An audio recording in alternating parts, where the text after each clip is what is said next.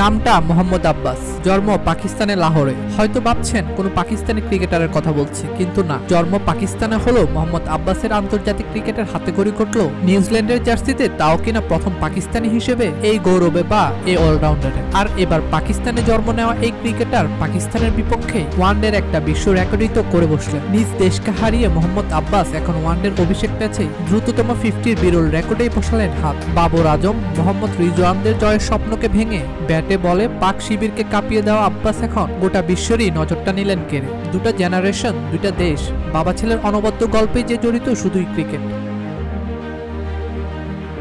5 ম্যাচের টি-20 সিরিজের হাত করা পুড়িয়ে পাকিস্তানকে সিরিজে হারানো নিউজিল্যান্ড ওয়ানডে সিরিজে প্রথম ম্যাচও দেখালো দাপট। মার্ক চ্যাপম্যানের সেঞ্চুরির ইনিংস, ড্যারিল মিচেলের 76 আর 6 নং পজিশনটাতে ওরা নামালো নতুন এক মুখকে। নামটা মোহাম্মদ আব্বাস, যিনি পাকিস্তানের বোলিং লাইনআপকে অভিষেক ম্যাচে ধসিয়ে দিয়ে করলেন 24 বলে 50, যা কিনা ওয়ানডে অভিষেকে হাঁকানো কোনো ব্যাটারের দ্রুততম 50-র বিশ্ব রেকর্ড। শুধু এখানে থামলেন না তিনি, 345 রানের লক্ষ্যে ব্যাট করা পাকিস্তানের অধিনায়ক মোহাম্মদ রিজওয়ানের উইকেটটাও তুলে নেন আব্বাস, ভাঙেন রিজওয়ান বাবরের 76 রানের জুটিটাও।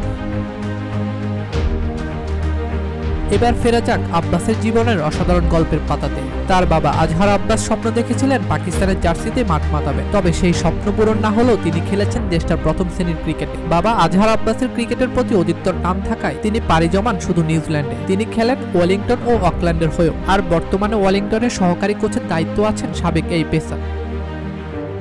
বাবা পারেননি পাকিস্তান এমনকি নিউজিল্যান্ডের কোনো দেশেরই জাতীয় দলের পোশাক গায়ে জড়াতে, কিন্তু বাবা সেই স্বপ্ন পূরণ করলেন তার ছেলে মোহাম্মদ আব্বাস, তাও প্রতিপক্ষ সেই নিজ জন্মভূমি পাকিস্তান। লাহোরে জন্ম নেয়া আব্বাস জুনিয়রের তখন বয়স মাত্র 18 মাস, যখন তার পরিবার পাড়ি জমায় নিউজিল্যান্ডে। আর 21 বছর বয়সে তিনি নিউজিল্যান্ডের জাতীয় দলের পোশাক পরে স্বপ্নের পথে করেন পদার্পণ। জুনিয়র আব্বাসের ক্রিকেটের প্রতি ধ্যান জ্ঞানটা কিন্তু সেই ছোটবেলা থেকে। চোখ আর হাতের দারুণ সমন্বয় তাকে নিয়ে বড় স্বপ্ন দেখায় তার বাবা আজহার আব্বাসকে। একটা ছোটবেলার গল্প শুনলে বিষয়টা স্পষ্ট হবে না।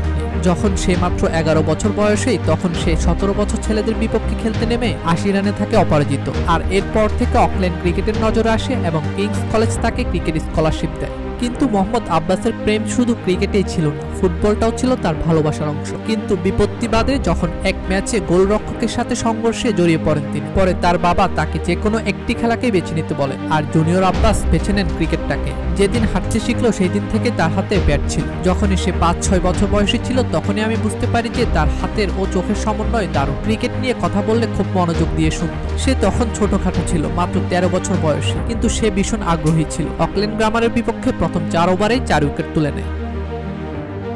বাবা আব্বাসের জন্য আবেগঘন মুহূর্ত ছিল যখন তার ছেলে ফোন দিয়ে তাকে জানায় তাকে কিউ হেড কোচ গ্যারি স্টেট পাকিস্তানের বিপক্ষে খেলার কথা জানায়।